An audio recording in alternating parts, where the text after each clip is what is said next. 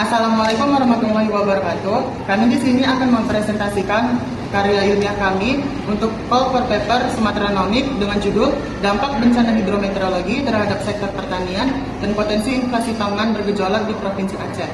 Paper ini kami susun berdasarkan data resmi dari BPS, Bank Indonesia, dan BNPB periode November 2025 sampai Januari 2026. Nah, latar belakangnya, di akhir November 2025 lalu, Aceh diterjang bencana hidrometeorologi terparah sejak tsunami 2004. Hujan ekstrim dari tanggal 24 November diperparah siklon tropis Foto dan bibit siklon 95B, memicu banjir dari longsor besar di 18 kabupaten dan kota.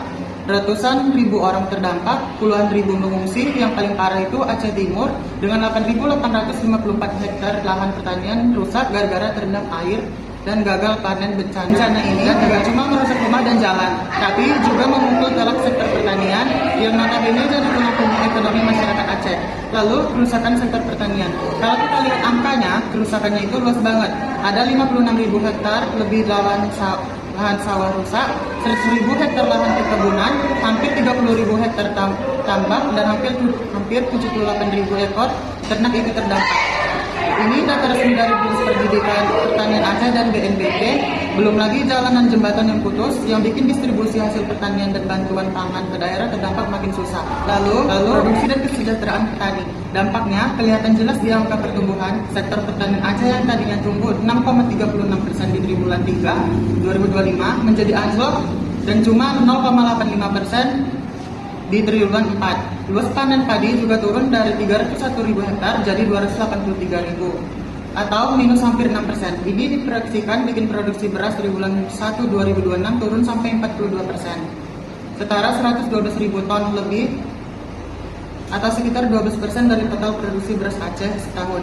Petaninya sendiri juga makin susah. Nilai tukar petani turun ke 123.099 di Desember 2025. Artinya kesejahteraan mereka ikut tergerus, bukan cuma hasil panennya yang berkurang. Nah, ini bagian yang menarik. Inflasi tahunan Aceh itu naik tajam dari 359% di November jadi 671% di Desember 2025, dan itu tertinggi di se-Indonesia. Sempat turun sedikit ke 669% di Januari 2026, tetapi tetap jauh di atas inflasi nasional yang cuma 3,55%. Bahkan di tingkat Kabupaten Aceh Tengah mencapai inflasi 8,90%, didorong harga pangan, minuman, dan bahan bakar rumah tangga. Yang menarik lagi, di November dan Januari itu sebenarnya terjadi inflasi bulanan. Harga turun dibanding bulan sebelumnya. Tapi jangan salah kira, kita tanda pemulihannya itu cuma normalisasi jangka pendek karena distribusi mulai lancar lagi, sementara inflasi tahunan tetap tinggi karena harga secara umum memang sudah kadung naik dibanding tahun lalu. Istilahnya efek dasar atau base effort. Jadi kalau produksi lokal nggak segera pulih, tekanan inflasi baru bisa muncul lagi begitu stok menipis atau cuaca ekstrim susulan datang. Kalau kita rangkai jadi satu alur, ceritanya begini. Bencana hidrometeorologi merusak lahan dan ternak. Itu bikin luas panen dan produksi pangan turun, terutama beras produksi turun, bikin pasok pangan daerah terkena dan nilai turun, terutama beras produksi turun, bikin pasok pangan daerah terkena dan nilai tukar petani ikut turun.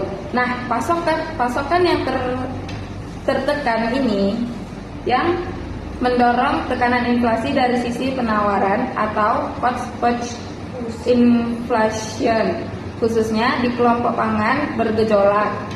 Ini penting karena kelompok volatile food itu menyambung sekitar 40% dari bobot perhitungan inflasi nasional.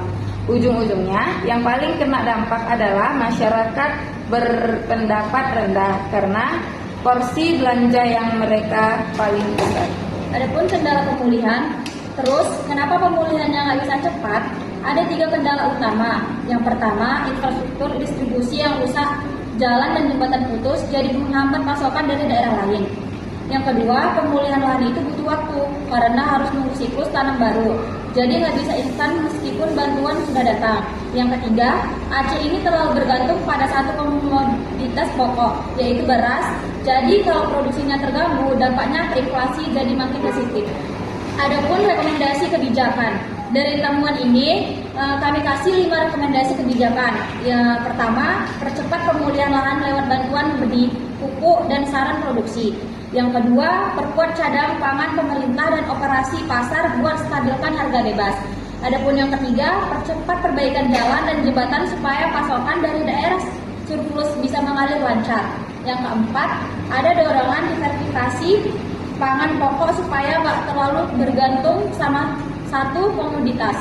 Dan yang terakhir, yang kelima, perkuat sinergi TPID dan TPIP dalam memitigasi risiko inflasi pangan akibat bencana yang berpotensi berulang di Sumatera.